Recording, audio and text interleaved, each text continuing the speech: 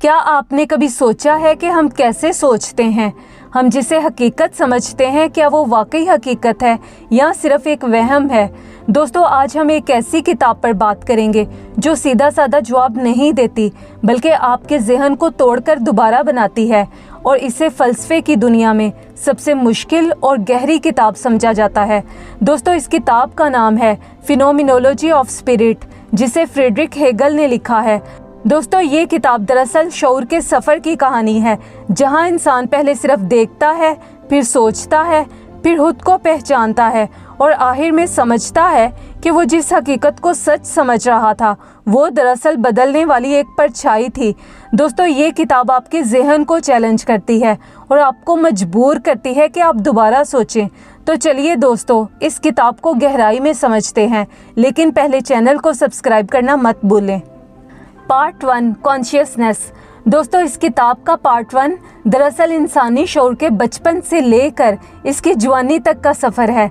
इस हिस्से में हेगल ये बताता है कि एक आम इंसान दुनिया को किस तरह देखना शुरू करता है और फिर इसे अपनी गलतियों का एहसास कैसे होता है। हेगल कहता है कि सच्चाई को समझने के लिए इंसान का शऊर 3 मराहल से गुजरता है। पहला मरहला है हिस्सी यकीन।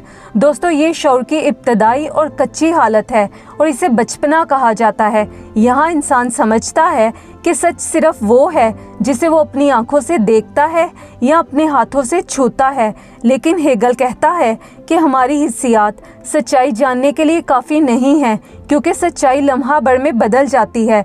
दोस्तों, फ़र्ज़ करें कि रात के 12 बजे आप कागज़ पर ये जुमला लिखते हैं, इस वक्त रात है और गुप्त अंधेरा है। दोस्तों, ये जुमला आपके लिए उस वक़्त की सबसे बड़ी सच्चाई है, क्योंकि आप अपनी आंखों से रात और अंधेरा देख रहे हैं। हेगल इसे हिस्सी यकीन कहता है। दोस्तों, अब आप इस कागज़ को संभाल कर रख दें और अगले दिन दोपहर के 12 बजे इसे दोबारा पढ़ें। अब इस कागज़ पर लिखा हुआ जुमला, यानी इस वक्त रात है और गुप्त अंधेरा है, अब ये जुमला बिल्कुल झूठ साबित हो रहा है। हालांकि जब आपने लिखा था तब ये बिल्कुल सच था। यहाँ हेगल कहता है कि आपने जिस अभी को सच माना था वो वक्त के बहाव में बह गया, अभी रुकता नहीं, और जो चीज़ अभी सच है वो अगले ही लम्हे में बदल जाती है। इसी तरह अगर आप एक दरख्त के पास खड़े हैं और कहते हैं कि दरख्त यहाँ है, आपको उस वक़्त ये सच लगता है, लेकिन जैसे ही आप 2 कदम आगे चलते हैं तो दरख्त यहाँ है सच्चाई नहीं रहता और आपके लिए यहाँ का मतलब ही बदल जाता है, यानी जगह बदलने से सच बदल गया। दोस्तों, इसी तरह जब आप कोई मंज़र अपनी आंखों से देखते हैं, जैसे शाम का मंज़र, तो वो मंज़र थोड़ी देर के बाद ख़त्म हो जाता है। हेगल कहता है कि वो मंज़र सच्चाई नहीं हो सकता, क्योंकि सच्चाई को तो हमेशा रहना चाहिए, जबकि मंज़र तो बदल गया।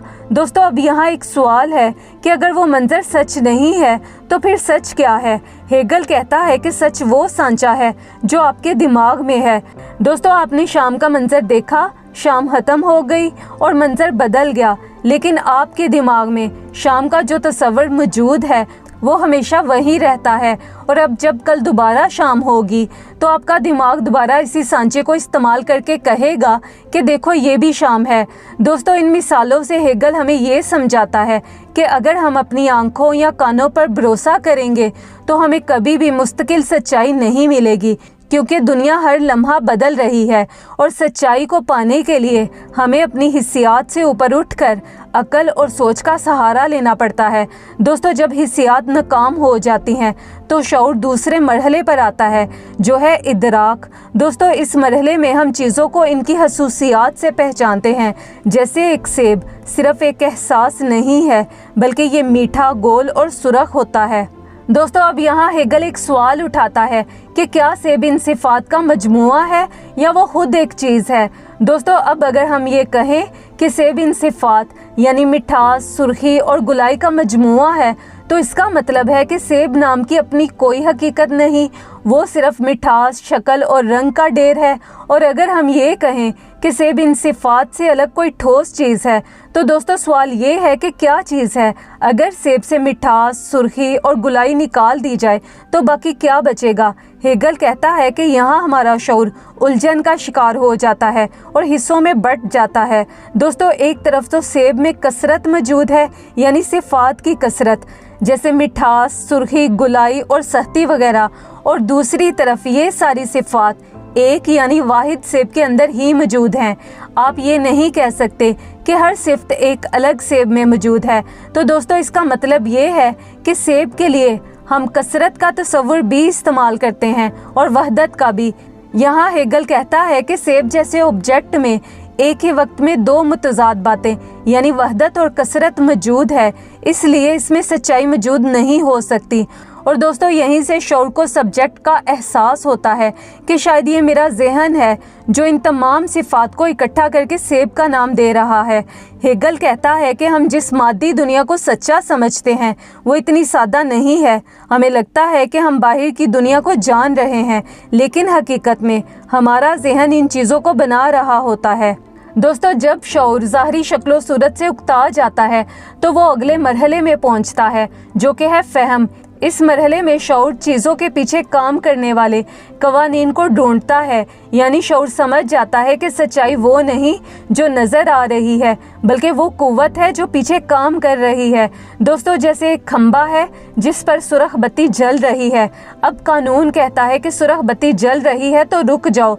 दोस्तों अब ये कानून यानी सुरख बत्ती पर रुकना सड़क पर बिखरा हुआ नज़र नहीं आता, बल्कि ये इंसान का जहन है जो इसे कानून का नाम देता है, वरना सुरख बत्ती तो बस एक रोशनी है। दोस्तों इसी तरह जब चांद की ग्रेविटेशनल पुल की वजह से समंदर में लहरें उठती हैं तो आपने चांद की ग्रेविटी को अपनी आंखों से नहीं देखा, बस लहरों को देखा, लेकिन आपका जहन कहता है कि ये लहरें चांद की ग्रेविटी के कानून की वजह से उठ रही हैं।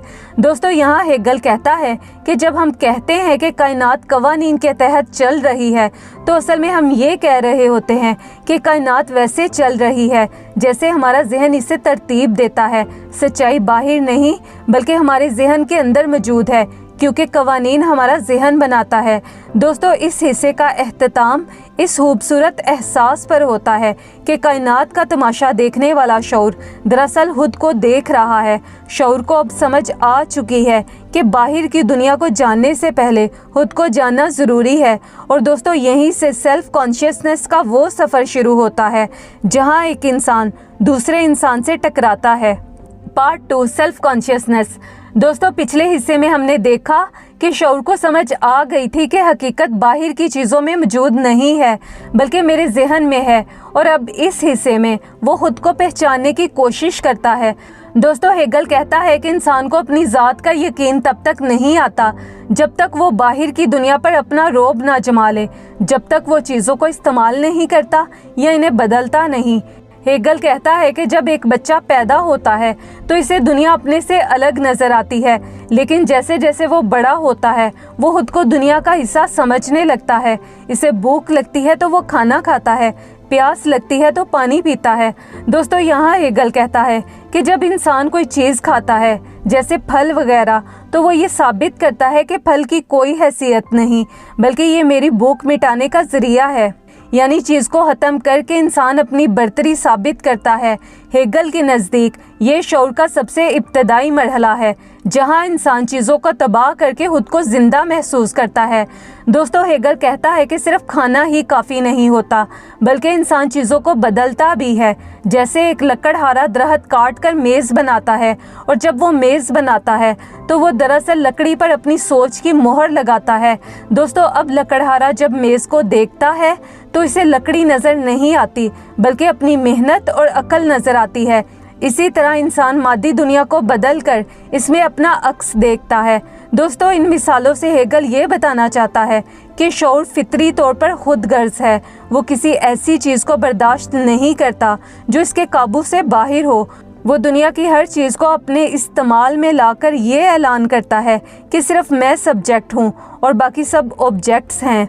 दोस्तों हेगल कहता है कि जब इंसान मादी चीज़ों को इस्तेमाल करता है जैसे लकड़ी, ज़मीन या पानी, तो इसे आर्जी इत्मीनान हासिल होता है कि वो इन चीज़ों से ज़्यादा ताकतवर है।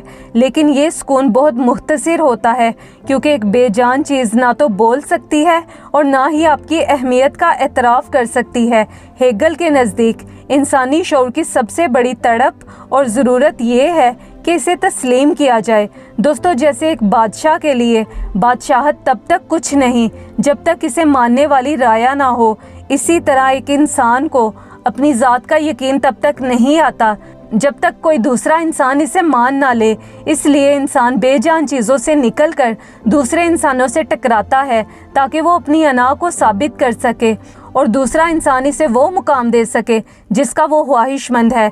लिहाजा दोस्तों, जब दो इंसानों का आमना सामना होता है तो दोनों इंसानों का शऊर ये चाहता है कि दूसरा इसे तस्लीम करे, लेकिन वो खुद किसी को तस्लीम ना करे। हेगल कहता है कि ये टकराव इतना शदीद होता है कि ये ज़िंदगी और मौत की जंग में बदल जाता है।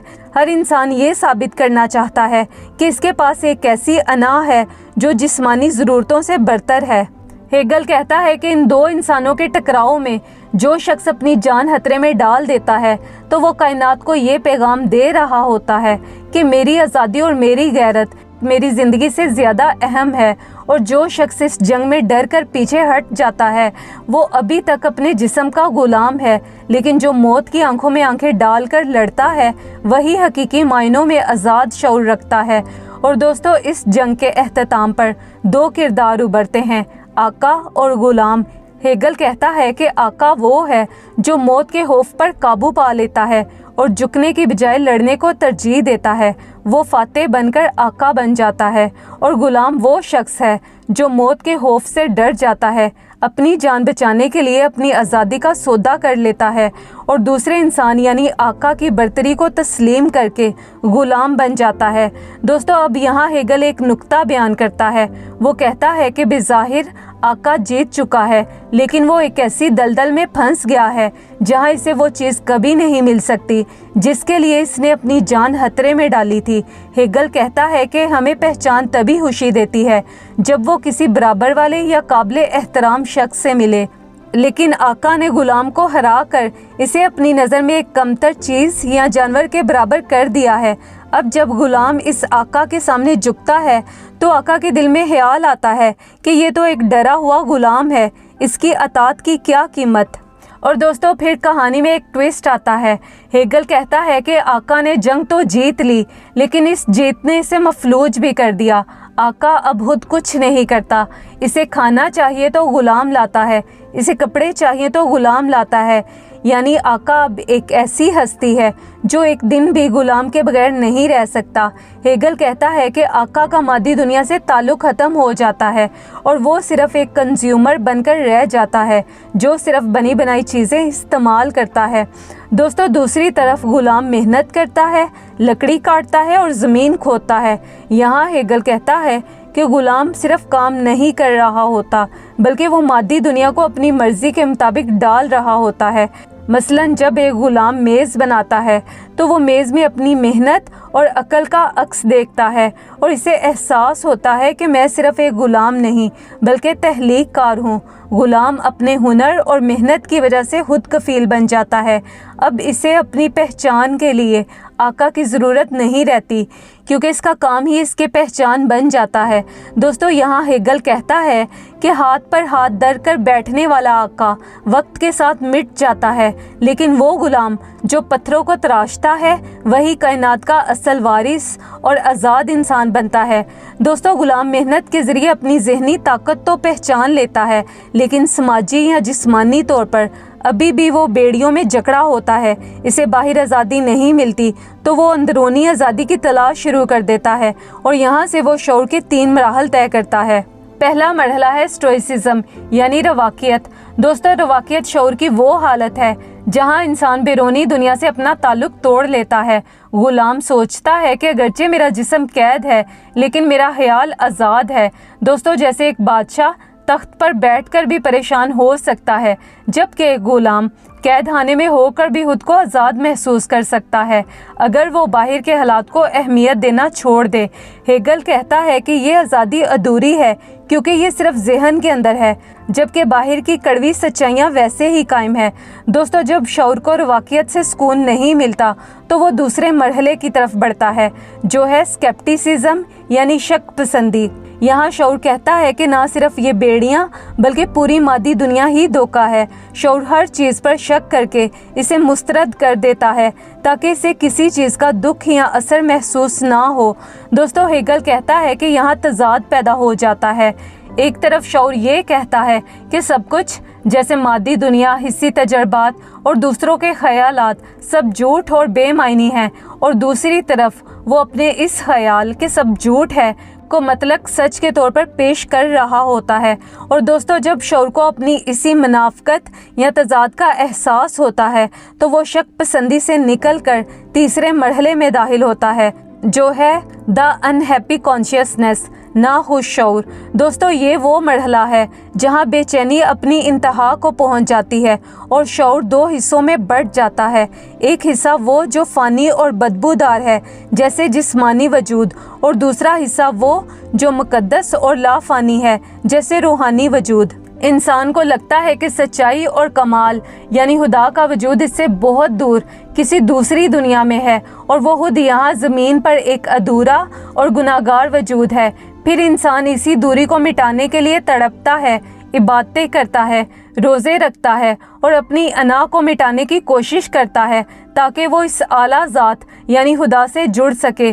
दोस्तों, हेगल कहता है कि ये बेचैनी कोई बुरी चीज़ नहीं बल्कि ये इर्तिका की अलामत है। अगर इंसान शक पसंदी के तजाद में ना फंसता तो वो कभी भी अपनी रूह की गहराइयों को ना छूता।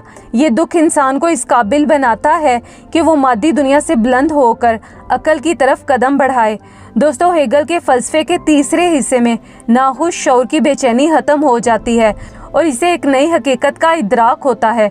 दोस्तों, वो नई हकीकत क्या है जानने के लिए अगली वीडियो लाजमी देखें और चैनल को सब्सक्राइब करना मत भूलें।